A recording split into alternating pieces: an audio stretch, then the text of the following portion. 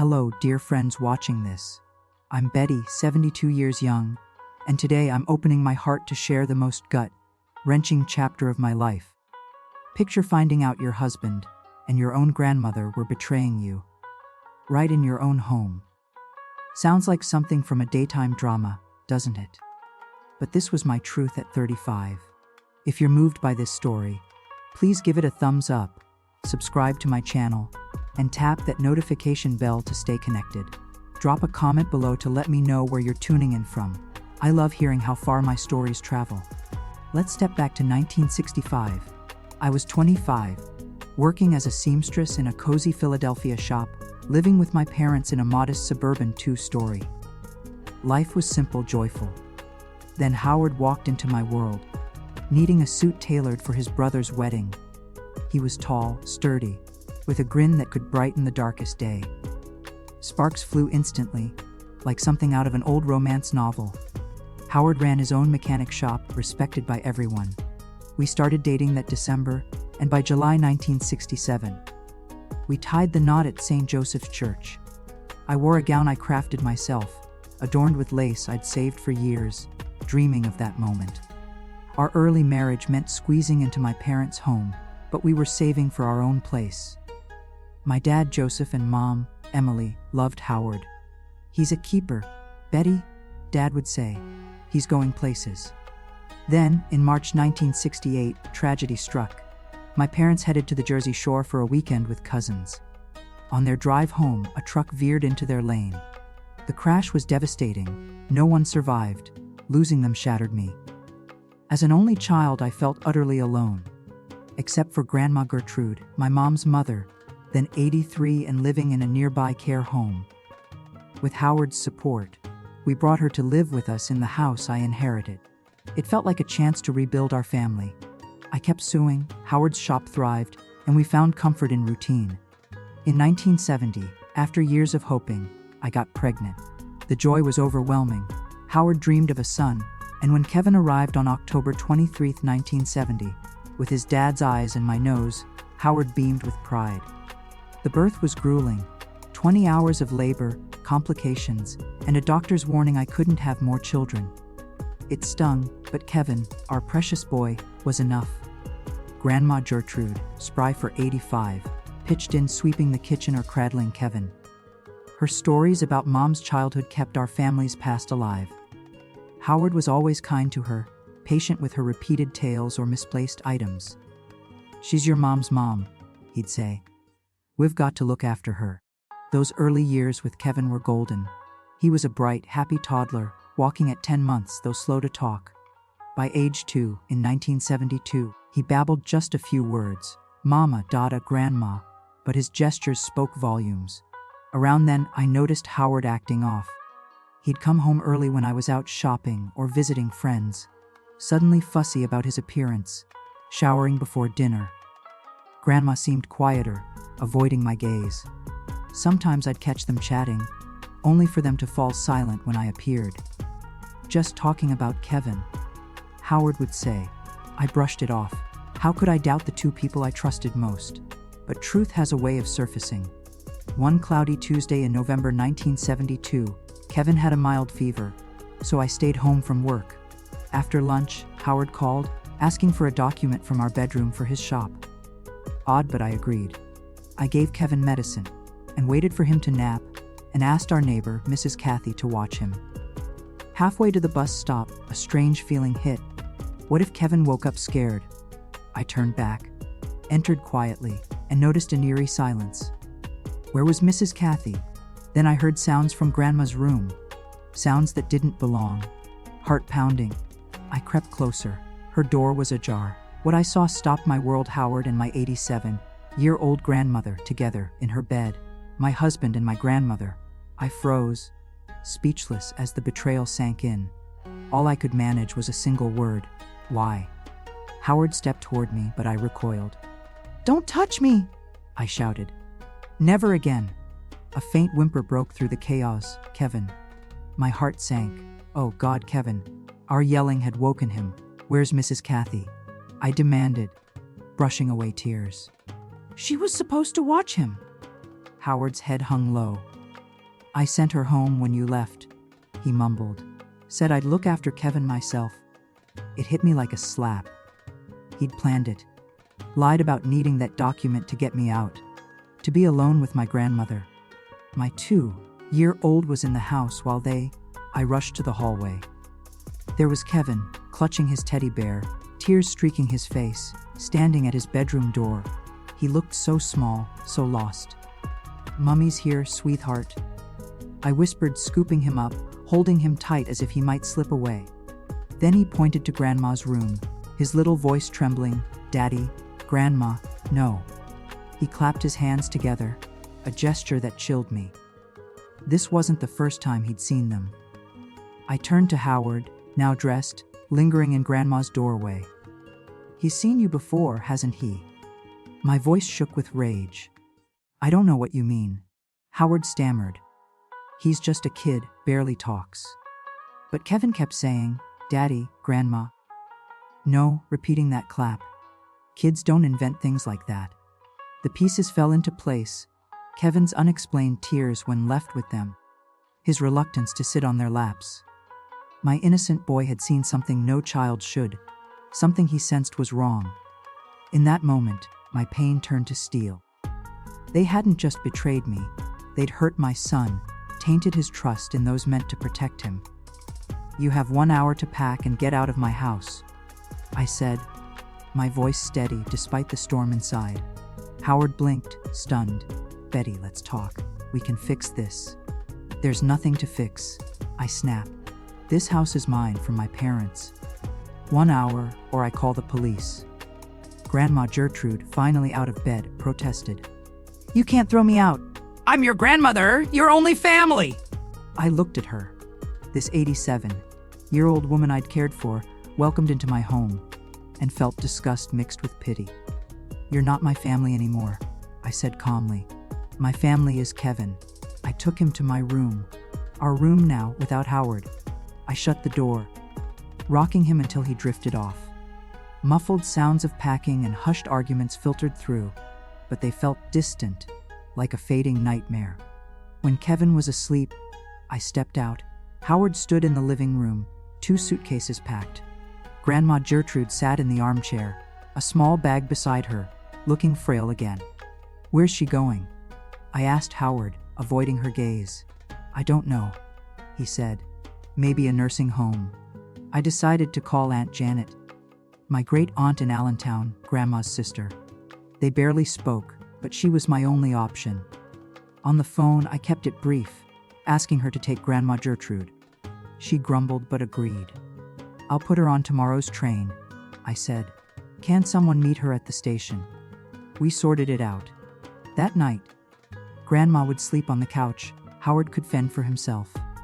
"Where'll you go?" I asked him, more curious than concerned. "The shop," he said. "There's a back room. A dingy cubicle with a sink and toilet. Fitting." That night was brutal. Alone in my locked room, I let the tears come. For the betrayal, the humiliation, the end of my marriage, the loss of my last relative. But mostly, I wept for Kevin. How would I shield him from the gossip, the questions, when he grew up? Exhausted, I fell asleep. Morning came with Kevin's gentle poke. "Mommy, water." A new day, and I had to be strong, not for me, but for him. I got him water, changed his diaper, dressed him. His fever was gone. He asked for his teddy, left in the living room. I faked calm, took him to the kitchen. Grandma Gertrude sat there, hunched, eyes red, a cup of tea in her trembling hands. "Betty, can we talk?" she started. Nothing to say. I cut in, settling Kevin in his high chair. "Your train's at 10. Be ready." I made his oatmeal, my coffee, ignoring her presence. We drove to the train station in silence, Kevin in my lap. The taxi radio loud to drown out her attempts to speak. At the platform, she tried again. "My granddaughter," she said, voice shaky. "I know you won't forgive me, but please understand." "Understand?" I snapped. "That while I worked, cared for this home, for you, you were with my husband." "There's nothing to understand," she whispered, barely audible. "I loved him. I still do." Love. An year-old woman and my 36-year-old husband. You don't know love, I said, clutching Kevin. Love is what I feel for my son, protecting him, keeping him safe. Whatever you feel, it's not that. The train's whistle pierced the air. I helped her board, then turned away. I handed Grandma Gertrude her small suitcase and an envelope with ticket money, plus a little extra for her first days with Aunt Janet. Goodbye, Grandma, I said, my voice flat, empty of warmth. She looked at me, tears brimming, and whispered words that stuck with me. One day, you'll see we don't choose who we love. I just hope it's not too late. The train pulled away, carrying the last of my living family. Holding Kevin tight, I watched the cars vanish around the curve, not yet knowing I'd never see her again. From the station, I took a taxi to Howard's auto shop. Kevin, exhausted, rested his head on my shoulder, silent the whole ride. My mind churned. My life had unraveled in a single day. The shop sat on a bustling street, its metal sign proclaiming, Howard's Auto Repair, General Mechanics. He'd built it from a single lift to a thriving business with 3 employees, fixing the neighborhood's finest cars. Wait here, I told the driver. 5 minutes. With Kevin in my arms, I stepped into the greasy, clanging world of the garage. Howard's world, never mine. There he was, in stained overalls, hunched over a Volkswagen's engine, as if our family hadn't shattered yesterday.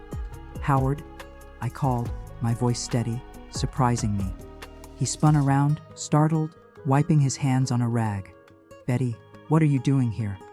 He asked, glancing nervously at his workers. I need the car documents, I said, cutting to the chase. You have them, right? He nodded, confused. But why? I'm selling the car, I replied, unflinching. I need the money to start over. Our life, I added, looking at Kevin, who watched his father with wide, curious eyes. Sell it? How you get around? Take Kevin to daycare, Howard asked. Not your concern anymore, I shot back. The documents. He sighed, defeated, and led me to his cramped office. A metal desk, a chair, shelves of folders, and a thin mattress in the corner, clothes spilling from an open suitcase. He handed me a brown envelope with the car papers, receipts, and manual.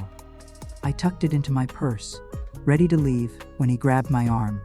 Betty, we need to talk. About us, Kevin, the future, he pleaded.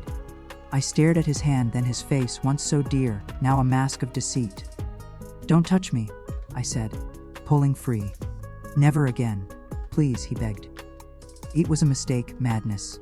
It's over, I swear. It's over, all right, I said. Or marriage. Your role as Kevin's father. Done. You think you have rights. What judge would side with you after what you did with my 87-year-old grandmother, with our son nearby? His face paled. He knew a scandal like that would ruin him, his customers, his reputation, everything. What do you want? He asked, broken. Divorce, I said firmly. Quick, uncontested. You give up custody of Kevin, see him only with me there, and pay child support. For him, not me. Refuse, and I tell everyone, your family, friends, clients. He stared, anger and despair in his eyes, then nodded. Okay, I'll do it. Good, I said, adjusting Kevin. My lawyer will reach you this week. I walked out past the clanging shop, back to the waiting taxi. Home, I told the driver, but the word felt hollow. That little suburban house, my parents' once, now held only memories I wanted to erase. In the weeks that followed, I reshaped my life. I sold the 1969 Beetle Howard loved, using the money and my secret savings for a fresh start. A client recommended Dr. Solomon, a kind lawyer who listened without judgment. I poured out every sordid detail. He won't fight, Dr. Solomon assured me. He'll accept your terms. By January 1973, the divorce was final. Divorce was scandalous then, neighbors whispered, inventing wild stories, none as bizarre as the truth. My baking, a lifelong passion learned from my mom, became my lifeline. I started small, making cakes for birthdays, spreading the word at the sewing shop, Kevin's daycare, church.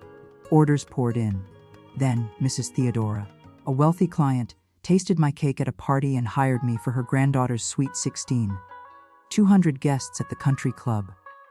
Terrified but determined, I hired 2 local women, rented an industrial oven, and delivered flawless desserts. That job changed everything. Orders snowballed, outpacing my seamstress wages. 6 months later, I quit the shop and opened Betty's Sweets on a busy street, right across from Howard's garage. Pure coincidence, or maybe fate. Signing the lease, I felt a quiet thrill knowing he'd see my success daily. The opening in September 1973 was a joy. Kevin, nearly 3, shone in a blue outfit I'd sewn. I placed him by the window with my finest cakes, a symbol of our new life. Howard watched from his shop's doorway. Our eyes met briefly. No anger remained in mine, just peace, knowing I was on my path. My bakery thrived, lines forming, more staff hired. Howard's shop, though. Rumors of his affair with an older woman, some said, spread, costing him clients. In March 1974, Aunt Janet called. Grandma Gertrude had died in her sleep at 89. "Will you come to the funeral?" she asked. I paused, sadness stirring for the bond we'd lost. But forgiveness wasn't there. "I can't," I said. "Kevin, the shop, it's too much." She understood. Alone in my shop's back room, I wept. Not just for her, but for the family I'd never reclaim. Yet, looking at my thriving business, I saw my victory. I renamed it Victory Sweets, a testament to overcoming betrayal. That was my true revenge, not his failing shop, but my happiness, my strength. My new beginning with Kevin, and soon with James, a kind widower who walked into my bakery in June 1977, ordering a cake with a voice that sparked something new. James leaned across the counter, his deep voice warm. "She loves flowers. Maybe a garden-shaped cake." We sat to plan his daughter's birthday cake, talking for nearly an hour.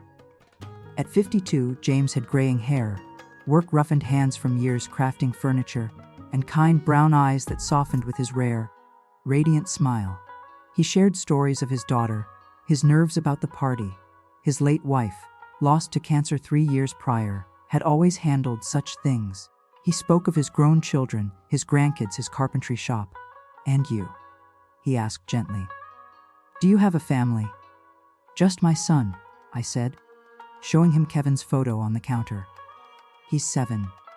The father?" He ventured cautiously. "Divorced," I replied simply, leaving it there. Divorce carried a stigma in 1977, but James didn't pry or judge. I made the cake, a stunning creation, and when he picked it up, he thanked me warmly. I thought that was the end, but a week later, he returned, that shy smile back. The cake was a hit. Marianne loved it. Everyone asked where it came from. "I'm thrilled," I said, genuinely pleased. He hesitated, then blurted, "Would you like to have dinner sometime?" I froze. It'd been years since I'd dated. I don't know," I stammered. "Kevin, the shop." "I understand," he said kindly. "Maybe coffee here, when it suits you." Coffee felt safer. I nodded. That's how it began, slow, careful, like 2 souls scarred but hopeful. Coffee became lunch, then dinner, then park walks with Kevin, who took to Uncle James instantly. James was steady where Howard was reckless, patient where Howard rushed. After a year, in May 1978, over a quiet dinner at his apartment, he took my hands. "We can take our time," he said softly, "but I love you, Betty, and I'll love Kevin like my own." Tears spilled. Relief, gratitude, joy I thought I'd lost. "Yes," I sobbed. "I'll marry you." We wed in September, a small ceremony with his kids, close friends, and Kevin as ring bearer. Howard sent a bicycle for Kevin, his dream gift. We moved into James's spacious home, and I rented out my parents' house,